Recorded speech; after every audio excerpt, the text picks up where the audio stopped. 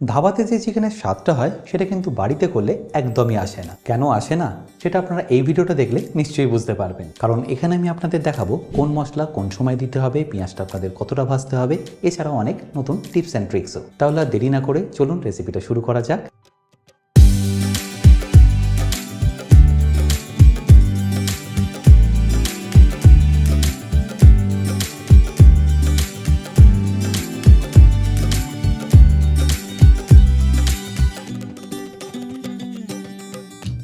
By the way, আমি chef Atanu, আপনারা দেখছেন অতনু রান্নাঘর।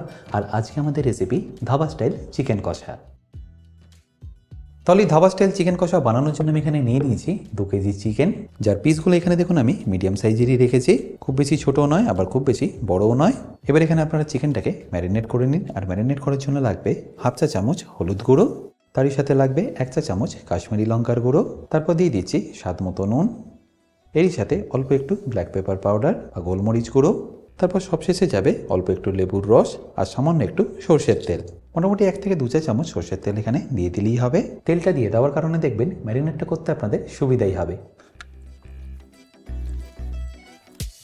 ব্যাস এবার এটাকে আমি ভালো করে ম্যারিনেট করে নিচ্ছি আর মাখিয়ে নিচ্ছি।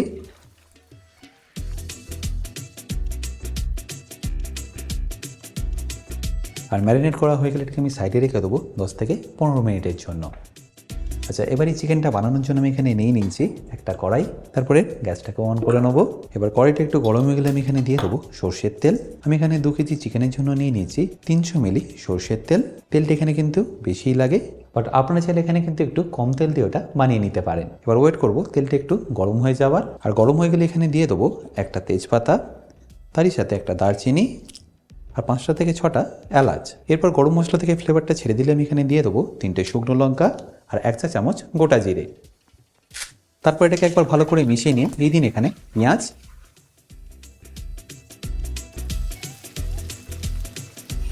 আমি এখানে 2 কেজি চিকেনের জন্য 400 গ্রাম পেঁয়াজ ব্যবহার করলাম, যেটাকে আপনারা দেখতেই পাচ্ছেন আমি একদম পাতলা পাতলা করে স্লাইস করে নিয়েছি। আপনারা চাইলে এটাকে কিন্তু চপ করেও ব্যবহার করতে পারেন। এবার পেঁয়াজটা যতক্ষণ না ব্রাউন হচ্ছে ততক্ষণ এটাকে আপনাদের এইভাবেই ভেজে নিতে হবে। মনে রাখবেন তেলটা যদি বেশি না হয় সেক্ষেত্রে কিন্তু আপনারা খুব বেশি ভালো করে এটাকে ভাজতে পারবেন না। তাই এই রেসিপির জন্য তেলটাকে আপনাদের একটু বেশি দিতে হবে। আপনারা চাইলে তেলটাকে একটু কমিয়েও নিতে পারেন পেঁয়াজটা ভেজে নেওয়ার পর। আর হাই ফ্লেমে এটাকে আপনাদের মোটামুটি ভেজে নিতে হবে 7 থেকে 8 মিনিট।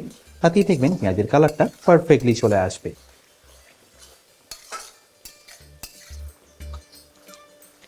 আশা করি নিশ্চয়ই দেখতে পাচ্ছেন আস্তে আস্তে কিন্তু পেঁয়াজটার মধ্যে কালারটা আসা শুরু করছে।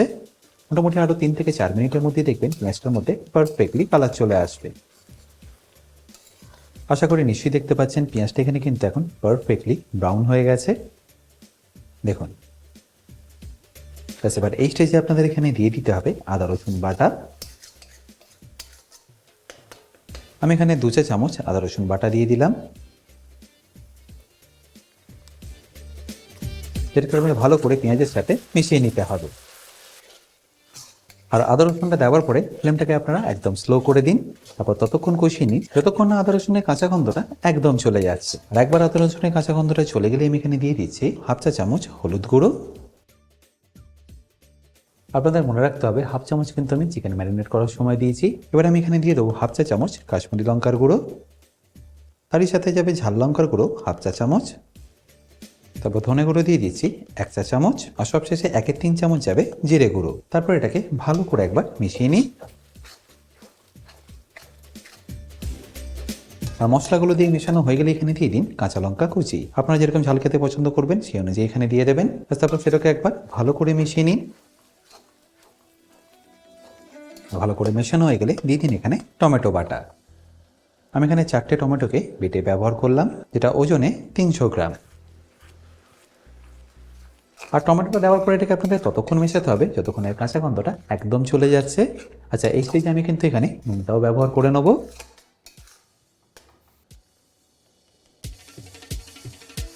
রেগুলার নুনের সাথে সাথে আমি এখানে একটু বিট নুনও ব্যবহার করলাম, ওই ধরুন 1/2 চামচ মতো। তারপর এটাকে ভালো করে মিশিয়ে নিন। এটা যত মেশাবেন দেখবেন আস্তে আস্তে কালারটা কিন্তু চেঞ্জ হওয়া শুরু করবে আর একটু ডার্ক হয়ে যাবে। আশা করি নিশ্চয়ই দেখতে পাচ্ছেন আস্তে আস্তে এর কালারটা কিন্তু বেশ অনেকটাই এখন ডিপ হয়ে গেছে। আর এই স্টেজে টমেটোর কাঁচা গন্ধটা কিন্তু একদম চলে গেছে। ব্যাস এই স্টেজে আমি এখানে দিয়ে দেবো চিকেনটা, যেটা আমি আগে থেকেই ভালো করে ম্যারিনেট করে রেখেছি। এবার ফ্লেমটাকে মিডিয়াম টু লো করে এটাকে ভালো করে কুক করুন।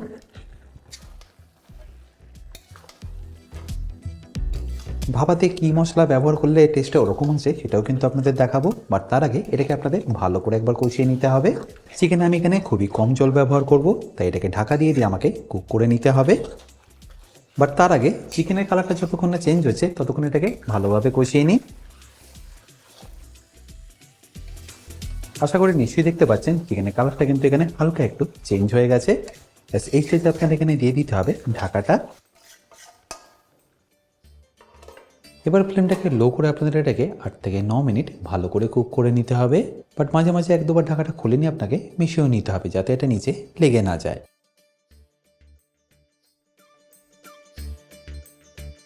মোটামুটি 2 থেকে 3 মিনিট হয়ে গেছে। আমি ঢাকনাটা আপনাদের সরিয়ে দেখাচ্ছি। দেখুন আস্তে আস্তে চিকেন থেকে কিন্তু জলটাও ছাড়া শুরু করেছে আর চিকেনটাও প্রপারলি কুক হচ্ছে। আচ্ছা, এই স্টেজে আপনাদের এখানে দিয়ে দিতে হবে চিকেন মশলা। আপনারা চাইলে যে কোনো ব্র্যান্ডের এখানে চিকেন মশলা ব্যবহার করতে পারেন, যেটা বাজারে আপনারা ইজিলি পেয়ে যাবেন। আমি এখানে 2 চা চামচ রেডিমেড চিকেন মশলা ব্যবহার করলাম। তারপর সেটাকেও ভালো করে মিশিয়ে নিচ্ছি।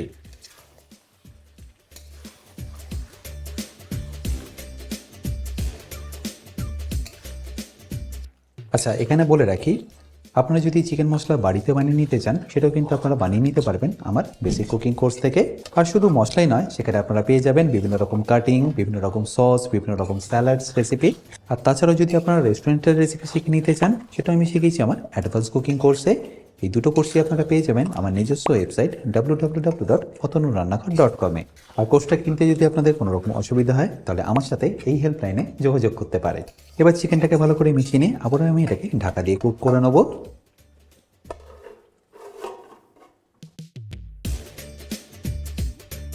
মোটামুটি দেখুন এখানে এখন 8 থেকে 9 মিনিট হয়ে গেছে। এই ঢাকাটাকে আমি আপনাদের সরিয়ে দেখাচ্ছি। আশা করি নিশ্চয়ই দেখতে পাচ্ছেন আগে থেকে কালারটা কিন্তু এখন বেশ অনেকটাই ঘন হয়ে গেছে বা গাঢ় হয়ে গেছে। এই স্টেজে আমি এখানে দিয়ে দেবো ধনেপাতা অল্প একটু, আর শেষও একটু যদিও ব্যবহার করব। বাট এই সময় দিয়ে দিলে দেখবেন এর টেস্টটা, ফ্লেভারটা দারুণ সুন্দর আসে।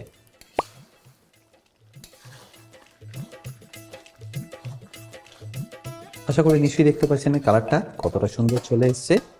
ব্যাস এবার আমি এখানে দিয়ে দেবো অল্প একটু জল।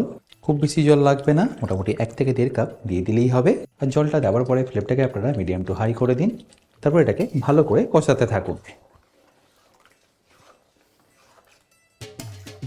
এই স্টেজে এটাকে আপনাদের ঢাকা দিয়ে কুক করতে হবে না, এইভাবে খুলে নিয়ে এটাকে ভালো করে কুক করে নিন।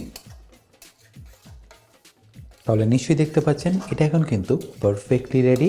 এবার ফাইনালি এটাকে আমি ফিনিশ করব অল্প একটু ধনেপাতা কুচি আর তারই সাথে 1 চা চামচ গরম মশলা দিয়ে। তারপর মেশিনালি রেডি আপনাদের ধাবা স্টাইল চিকেন কষা। আশা করি সম্পূর্ণ রেসিপিটা আপনাদের নিশ্চয়ই ভালো লেগেছে। আর যদি ভালো লেগে থাকে অতি অবশ্যই কিন্তু আমাকে কমেন্টে জানাতে ভুলবেন না।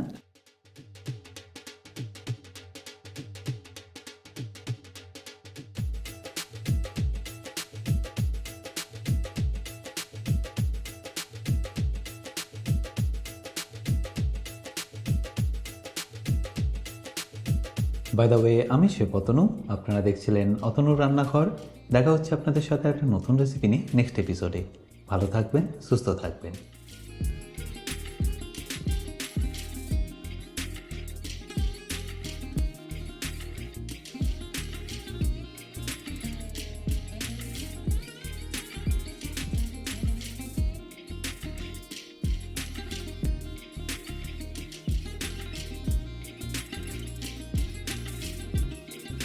আশা করি নিশ্চয়ই দেখতে পাচ্ছেন এটা ভেতর থেকে কতটা জুসি আছে আর গ্রেভির সাথে এটা খেতে কতটা ভালো লাগবে।